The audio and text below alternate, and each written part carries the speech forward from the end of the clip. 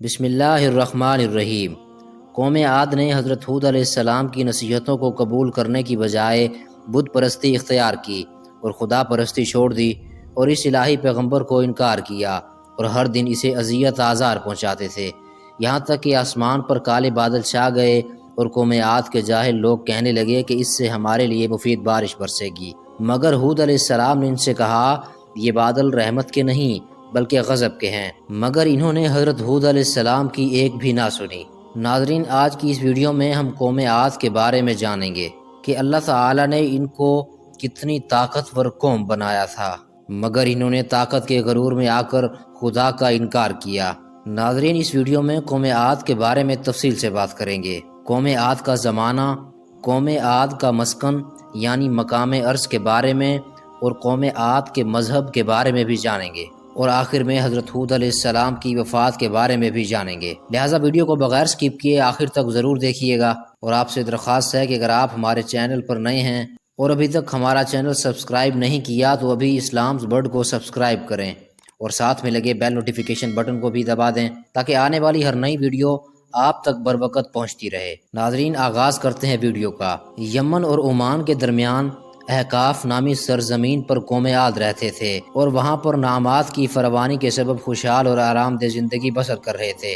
آہستہ آہستہ توحید کو چھوڑ کر بت پرستی اختیار کی اور فسق و فجور میں غرق ہو گئے، اور ان کے ظالم اور وڈیرے مستضعف لوگوں پر ستم ڈھاتے تھے۔ اللہ تعالی نے ان کے درمیان حضرت ہود علیہ السلام کو مبعوث برسالت کیا، اور اس بارے میں اللہ تعالی نے قرآن مجید میں ارشاد فرمایا،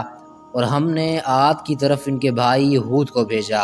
انہوں نے کہا کہ میری قوم خدا ہی کی عبادت کرو، اس کے سوا تمہارا کوئی معبود نہیں، تم شرک کر کے خدا پر محض بہتان باندھتے ہو۔ ناظرین، حضرت ہود علیہ السلام نے قوم عاد کی ہدایت کے لیے نہایت کوشش کی، مگر چند افراد کو چھوڑ کر کسی نے ان کی تصدیق نہیں کی اور ان کی نصیحتوں پر یقین نہیں کیا اور اسے خود سے دور کیا۔ قوم عاد نے حضرت ہود علیہ السلام کی نصیحتوں کو قبول کرنے کی بجائے بت پرستی اختیار کی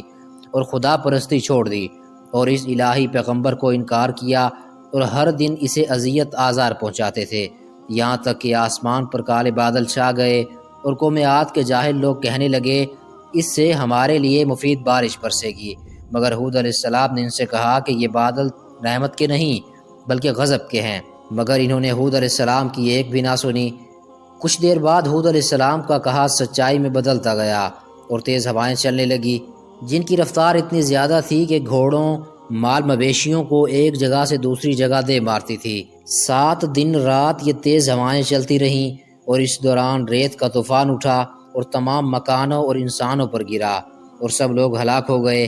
صرف حضرت ہود علیہ السلام اور ان کے چند اصحاب جنہوں نے امن کی جگہ پناہ لی تھی وہ بچ گئے۔ اس واقعے کے بعد حضرت ہود علیہ السلام سرزمین حضر موت چلے گئے اور وہاں باقی عمر گزاری۔ اس واقعے کی تاریخ کے بارے میں مورخین کا اتفاق ہے کہ یہ واقعہ شوال کے مہینے میں رونما ہوا، البتہ اس کے دن کے بارے میں اختلاف ہے کہ کس دن رونما ہوا۔ بعض نے پہلی شوال اور بعض نے 30 شوال ذکر کیا ہے۔ جنہوں نے پہلی شوال اختیار کیا ہے وہ شوال کے پہلے ہفتے کو برد العجوز کہتے ہیں۔ اس نام کی وجہ یہ ہے کہ عجوزی اس مہینے میں ایک گھر میں چھپ گیا جو زیر زمین میں تھا اور ریت کے طوفان سے امان میں رہا، یہاں تک کہ چھٹے دن طوفان نے اس کے گھر بھی متاثر کیا اور وہ بھی ہلاک ہوا۔ ناظرین، قرآن عزیز میں حضرت ہود علیہ السلام کا 7 جگہ ذکر آیا ہے اور قوم عاد کا ذکر 9 صورتوں میں ہوا ہے۔ حضرت ہود علیہ السلام کا نسب ہود بن صالح بن ارفخشد بن سام بن نوح علیہ السلام ہے۔ ایک قول کے مطابق ہود علیہ السلام کا نام عابر ہے جو شالخ کے بیٹے تھے۔ ناظرین، اس سے قبل کہ ہم عاد کے متعلق مکمل تفصیل سے بات کریں، یہ بتا دینا ضروری ہے کہ قرآن عزیز کے علاوہ کوئی تاریخ کی کتاب یا تورات عاد کے متعلق روشنی نہیں ڈالتی، اس لیے اس قوم کے حالات کا نقشہ یا قرآن عزیز کے ذریعے بن سکتا ہے اور یا پھر ان اثریات کے ذریعے جو محققین علم آثار نے اس راہ میں حاصل کی ہیں۔ پہلا ذریعہ چونکہ قطعی اور یقینی ہے، اس لیے اس کے بیان کردہ حقائق کو بھی بلا شبہ قطعیت حاصل ہے، اور دوسرا ذریعہ تخمینی اور قیاسی، اس لیے اس کے بیان کردہ واقعات کی حیثیت ظن و تخمین سے آگے نہیں جاتی۔ عاد عرب کے قدیم قبیلہ یا سامیہ کے صاحب قوت اقتدار افراد جماعت کا نام ہے۔ تاریخ قدیم کے باعث یورپی مصنفین قوم عاد کو ایک فرضی کہانی یعنی میتھولوجی یقین کرتے ہیں، مگر ان کا یہ یقین بالکل غلط اور سراسر وہم ہے، اس لیے کہ جدید تحقیقات کا یہ مسلم فریضہ ہے کہ عرب کے قدیم باشندے کثرت و افراد و قبائل کے اعتبار سے ایک باعظمت و ستوت جماعت کی حیثیت میں تھے، جو عرب سے نکل کر شام، مصر اور بابل کی طرف بڑھے اور وہاں زبردست حکومتوں کی بنیادیں قائم کی۔ اب فرق صرف اس قدر ہے کہ عرب ان باشندوں کو بعیدہ یعنی ہلاک ہو جانے والی قومیں، یا عرب عاربہ یعنی خالص عرب، اور ان کی مختلف جماعتوں کی افراد کو عاد، سمود، تسم اور جدیس کہتے ہیں، اور مستشرقین یورپ سامیہ نام رکھتے ہیں۔ پس اصطلاحات و تعبیرات کے فرق سے حقیقت و واقعہ میں کوئی تبدیلی نہیں ہو جاتی، اس لیے قرآن عزیز نے ان کو عاد اولا کہا ہے کہ یہ واضح ہو جائے کہ عرب کے قدیم بنو سام اور عاد اولا ایک ہی حقیقت کے دو نام ہیں۔ اہل جغرافیہ کا قول ہے کہ لفظ عرب دراصل عربہ تھا، جس کے معنی صحرا اور بادیہ کے ہیں۔ خود عربی زبان میں اعراب اہل بادیہ کو کہتے ہیں، اور عرابہ کے معنی بدویت کے آتے ہیں، اور بعض اہل تحقیق کی رائے یہ ہے کہ عرب اصل میں غرب تھا، اور چونکہ اس کا جائے وقوع فرات کی غرب میں ہے، اس لیے وہ آرامی قومیں یعنی سامیہ جو فرات غربی پر آباد تھی، اول غرب اور پھر غین کے نقطے کے سقوط کے بعد عرب کہلائیں۔ ان میں سے عرب کی وجہ تسمیہ جو بھی صحیح ہو، یہ حقیقت ہے کہ یہ مقام قدیم سامیہ یا بدوی جماعتوں یا عاد کا مسکن تھا، اس لیے عاد بغیر کسی اختلاف کے عرب نسات تھے، اور لفظ عاد عربی ہے نہ کہ اجمی، جس کے معنی عبرانی میں بلند و مشہور کے ہیں۔ قرآن عزیز میں عاد کے ساتھ ارم کا لفظ لگا ہوا ہے، اور ارم سام کے معنی بھی بلند و مشہور ہی کے ہیں۔ انہی عاد کو تورات کے غلط پیروی میں کہیں کہیں عمالقہ بھی کہا گیا ہے۔ ناظرین، قوم عاد کا زمانہ تقریباً 6000 سال قبل مسیح مانا جاتا ہے، اور قرآن عزیز میں عاد کو من بعدی قوم نوحی کہہ کر قوم نوح کے خلفاء میں سے شمار کیا ہے۔ اس سے بھی یہ ثابت ہوتا ہے کہ شام کی دوبارہ آبادی کے بعد سامیہ کی ترقی عاد ہی سے شروع ہوتی ہے۔ قوم عاد کا مرکزی مقام ارض احقاق ہے۔ یہ حضر موت کے شمال میں اس طرح واقع ہے کہ اس کی شرق میں عمان ہے اور شمال میں ربع الخالی، مگر آج یہاں ریت کے ٹیلوں کے سوا کچھ نہیں ہے، اور بعض مورخین کہتے ہیں کہ ان کی آبادی عرب کے سب سے بہترین حصہ حضر موت اور یمن میں خلیج فارس کے سوا حل سے حدود عراق تک وسیع تھی، اور یمن ان کا دارالحکومت تھا۔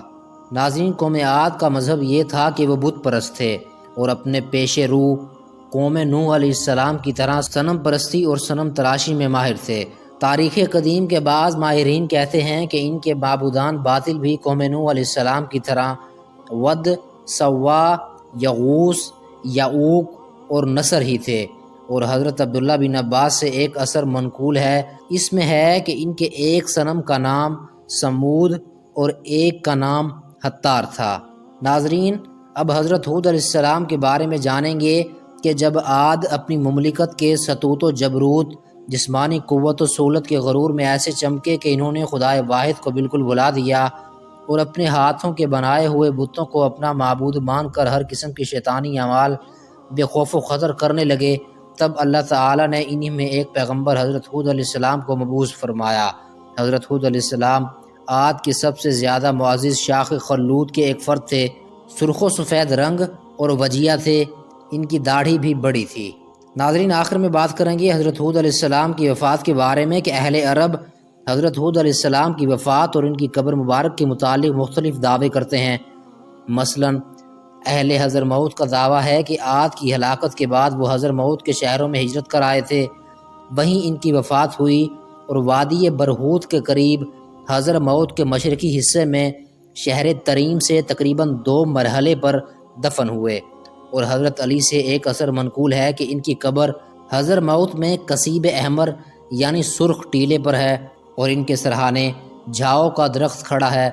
اور اہل فلسطین کا دعویٰ ہے کہ وہ فلسطین میں دفن ہے، اور انہوں نے وہاں ان کی قبر بھی بنا رکھی ہے، اور اس کا سالانہ عرس بھی کرتے ہیں،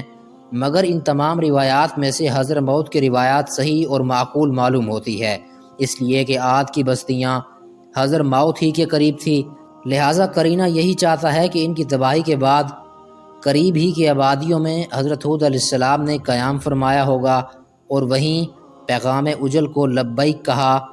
اور وہ یہی حضر موت کا مقام ہے۔